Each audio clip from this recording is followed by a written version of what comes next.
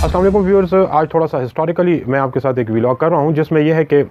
अंग्रेज़ों से दो ममालिक जो साउथ एशिया में स्पेशली जो पाकिस्तान और इंडिया है, जिन्होंने बिलतरतीब 14 और 15 अगस्त को 1947 को जो है वो आज़ादी हासिल की। और इन जो कि दो ममालिक जो हैं इंतहाई अहम पोजीशन, और इसमें अगर हम लोग देखें तो इस वक्त ये किस पोजीशन पर खड़े हैं, तो इसका थोड़ा सा एक जायज़ा जो है बड़ा इंपॉर्टेंट है, वो मैं आपके सामने पेश करता हूँ कि आज अगर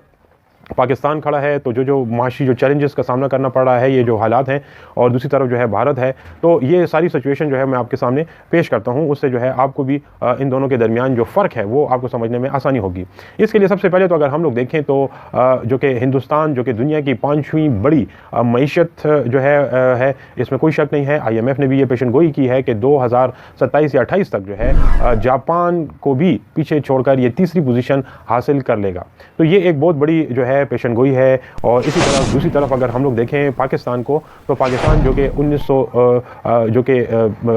14 और 15 अगस्त यानी साथ ही अब आज़ादी हासिल की थी, तो पाकिस्तान को 1956 तक 1956 तक सूबाई खुद मुख्तारी और इख्तियारात की जो यूँ आप कह सकते हैं जो सियासी जो कशमकश थी, इसकी वजह से कोई आइन ही नहीं मिल सका। यानी अगर हम लोग देखें तो इसके जो मशरक़ी पाकिस्तान के अक्सरियती जो सूबों को जो बराबरी के जो फार्मूले के तहत मगरबी पाकिस्तान के बराबर करने पर तुले हुए थे। इसी तरह अपने क़याम की पहली दहाई में अगर हम लोग देखें तो तकरीबन 7 वज़ीर-ए-आज़म जो है वो बने। तो एक तो ये जो है हम इंस्टेबिलिटी हमें नज़र आती है। दूसरे इसके अलावा अगर हम लोग देखें तो कमांडर इन चीफ जिसने वज़ीर दिफा के तौर पर भी काम किया और फिर 1958 में मार्शल लॉ के तहत जो है इक़्तिदार संभाला, ये सब सियासी हुकूमत की नज़ाकत को ज़ाहिर करते हैं। और इसी तरह अगर हम लोग देखें 1962 में फील्ड मार्शल अयूब खान की जो शख्सियत जो थी, इसके मुताबिक आइन बनाया गया। और लेकिन अयूब खान ने भी इस्तीफ़े पर स्पीकर को इक़्तिदार सौंपने के लिए इस आइन की पासदारी नहीं की,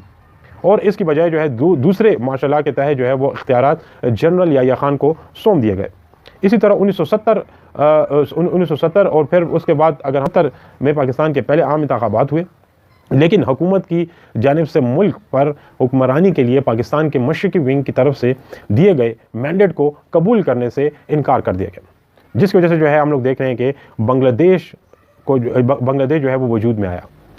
इसी तरह टूट के बाद पाकिस्तान ने कौमी इत्तेफाक राय की बुनियाद पर 1973 में जो है एक जमहूरी आइन के तहत एक नई शुरुआत की। मरकज़ और पंजाब में सिंध में PP की हुकूमत जो है वो कायम हुई, और इस तरह NAP और JUI के इत्तेहाद से NWFP जो कि KP था, खैबर पख्तूनख्वा जो कि अब मौजूदा है, और बलूचिस्तान में जो है वो कायम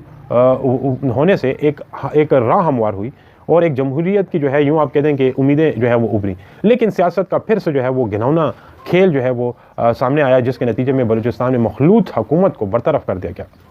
इसी रद्दअमल के तौर पर सूबा सरहद में, जिसको आज का जो KP है, इसमें इसमें भी इत्तेहादी जमात उसने भी इस्तीफ़ा दे दिया। जल्द ही मुल्क में जो है तारीख़ की बदतरीन सियासी बहरान की लपेट में आ गया, जिसके नतीजे में 1977 में एक और मार्शल लॉ नाफिज हुआ। ज़िया के 11 साल मार्शल लॉ का जो दौर था, इसके बाद आमराना रुझानात 90 की दहाई के दौरान गैर नुमाइंदा ताकत के मराकज़ में सलाहियत कर गए। मुल्क अपनी चौथी आमराना हुकूमत का मुशाहिदा कर ही रहा था, जिसकी क़यादत मुशर्रफ ने की। और फिर मुशर्रफ की जो बरतरफी के बाद से जो अगर हम लोग देखते हैं तो 1.5 दहाई तक तकरीबन मुल्क में जो है वो नीम जमहूरियत रही है। और हाल ही में भी अगर हम लोग देखें तो इससे पहले PTI की जो मुस्लिम लीग नून की हुकूमत आई, एक सियासी हुकूमत, और फिर ये दूसरी जो है PTI की हुकूमत जब आई, तो दोनों हुकूमतों का आने से जो है एक सियासी अदम इस्तेहकाम आज तक जो है वो हम जो पाकिस्तानी अवाम जो देख रही है वो अदम इस्तेहकाम आज तक है। उसकी वजूहत यही है कि एक दूसरे के ऊपर इल्ज़ामात, इलेक्शन का शफाफ ना होना,